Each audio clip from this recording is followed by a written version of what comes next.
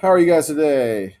Where's my pencil? There's my pencil. All right. This is Eureka Math Squared, second grade, Module 5, Lesson 11. I, as always, am this guy right here, Mr. Short. Hey, thanks you to everyone who's been subscribing. I appreciate it. My class appreciates it. I think my dog Jarvis even appreciates it. Why? I don't really know, but he's been in a good mood lately too. So let's just go with that. All right. Today we're on page 61, but also you need to cut this out from page 59. Cut out your ruler.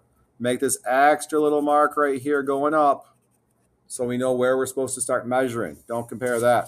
Compare. Don't forget, I was reading the word compare here. Don't forget to do that. All right, cut out the ruler. Hit pause if you need to cut it out. And we're back. All right, measure and compare. Crayon A is about blank inches long. So we're going to go to the tip of crayon A. We're going to put our pencil by the end. And it's about, that doesn't mean the exact number, about. This is about how long? This is about 5 inches long.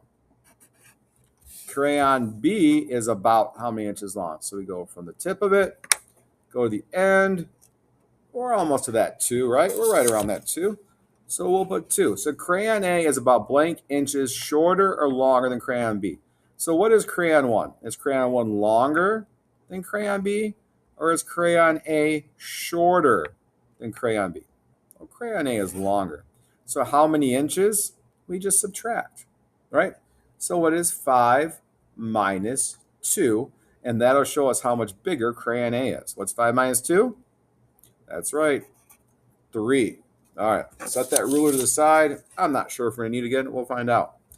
Find the unknown.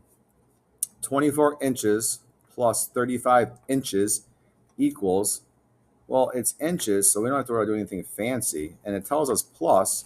So this one, and parents, if you're out there, this one we can do it the old school way. All right. 4 plus 5 is what? 9. 2 plus 3, 5. Put that number up here. 59 inches. All right, over here, it says 47 feet plus blank equals 100 feet. Well, that doesn't really help us, right? So this really is the opposite. This is actually a subtraction problem. So we want to take 100 feet minus 47 feet.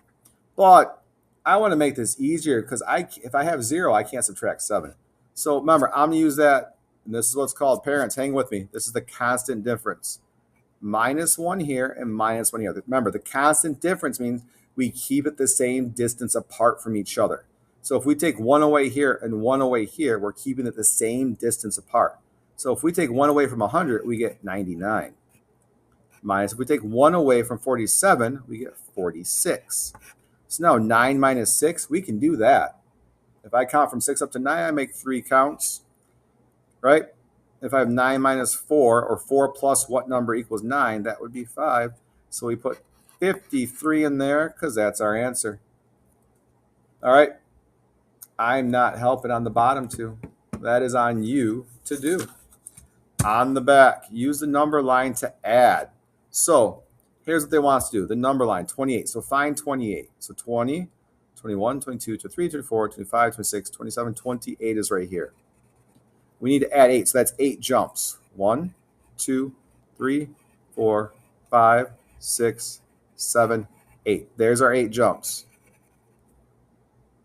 All right, so now count. 28, 29, 30, 31, 32, 33, 34, 35, 36 is our answer, just by counting the jumps. Got it? You can write all the numbers out if you want, but trust me, that's what it works out to. And on the bottom, subtract 883 minus 320. Yes, sometimes the old PM, old person math, is still the easiest way to do this. 3 minus, I'm not even helping with this one. You almost got a free answer out of me. Line up like this. Make sure we keep our hundreds, our tens, and our ones where they're supposed to be in the same area. Because if you move one of these numbers one way or the other, it changes the number. So make sure we're lined up nice and neat. All right. All right, guys. I will see you for lesson 12 soon. Have a good night.